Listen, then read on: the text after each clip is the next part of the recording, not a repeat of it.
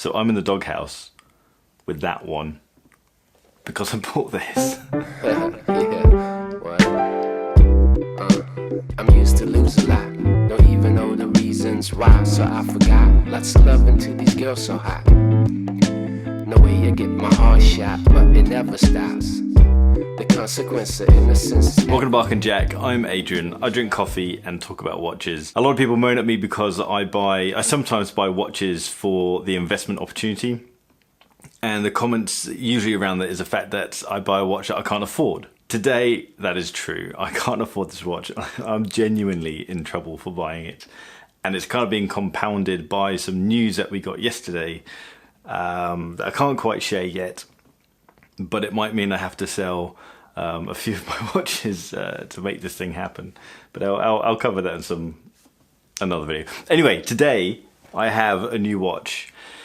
I was on the wait list for this piece probably nearly a year ago, I'd say. Certainly 10 to 12 months. I can't remember exactly when, but so long that I was completely surprised when the AD called me to say his watch was in.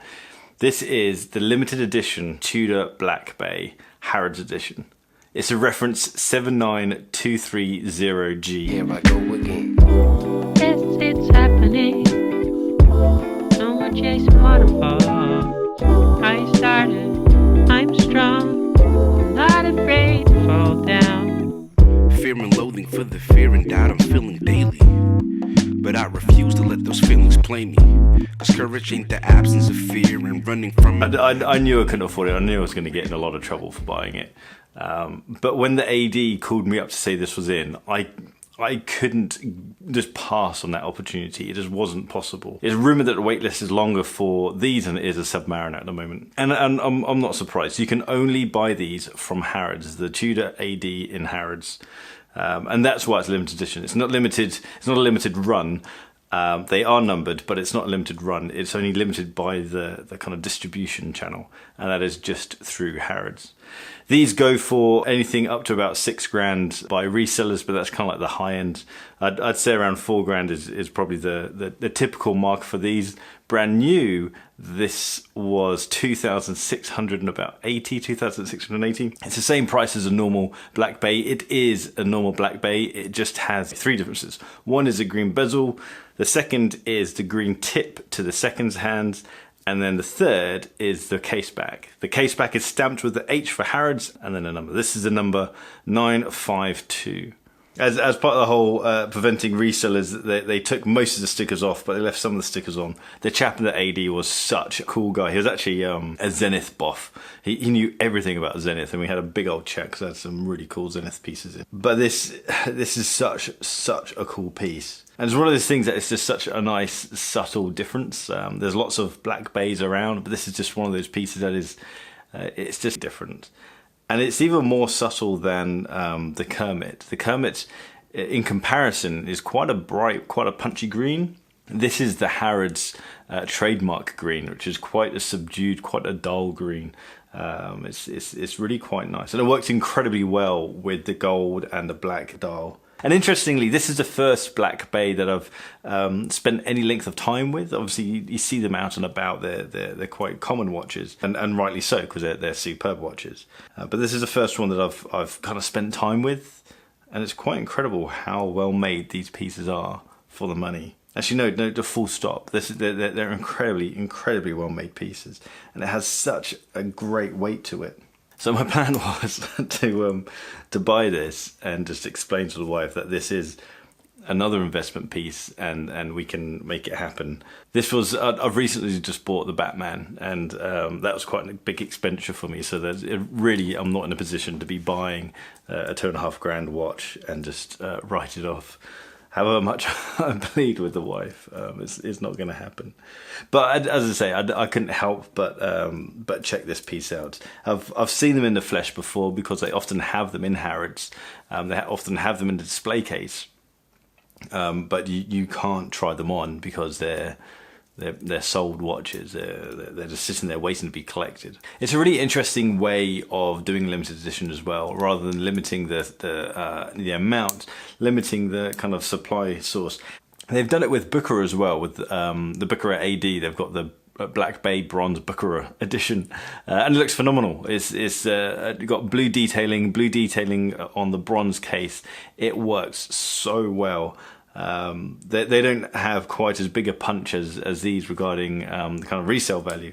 But again, a really great looking piece. The problem with the bronze version, although it has a slightly nicer dial with a 369, it's actually a wider case. I think it's 43, whereas this is 41, and so it really has quite a big chunk to it. And this is a chunky case as it is.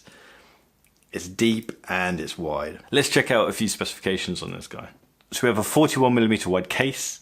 We have a 22mm wide lug width, and I've measured the lug to lug width as 48mm. And the case itself is 14mm deep, so it's quite a deep case. So this is powered by the automatic in-house caliber MT5602, and this is a COSC certified movement. And it has an impressive power reserve of 70 hours. Like with all Black Bays, it has a very subtly domed crystal, sapphire crystal, which I think is absolutely brilliant. I love it when sapphire crystal isn't just flat, it's got something to it, another dimension to it. It has the rivet style bracelets. The rivets aren't real, so I don't understand why they're there. I mentioned in a previous video ages ago, probably a year ago now, that I dislike the riveted bracelets. It is very well made, but I don't understand the point of having faux rivets. It makes no sense. It's not good looking, nor does it add any function or anything to it. It's really quite silly. I just don't understand it. It's like as if they'd put a faux bezel on there. I don't get it. The bezel itself feels brilliant, really sharp, and it's got quite a dubbed down click to it, which makes me think that there's a different kind of mechanism in there than the typical kind of click. It's as if there's a ball bearing going back and forth. I probably should have researched that, but I don't know what's inside. So the buckle is really very good. It's beautifully engineered, nicely shiny where it should be, nicely brushed where it should be, and the way it locks together is quite interesting. It's as if it's got these tiny little balls that look like acrylic, and it's quite interesting. I wonder how long that's, or is it nylon? I'm not sure. I wonder how long that's going to last. Whether it's got decades of use in it, or whether eventually those little acrylic or nylon balls are just going to wear down and not going to do anything. But either way, I think it's quite a cool idea. Now, one thing that I'd like to mention about the movement in this thing is I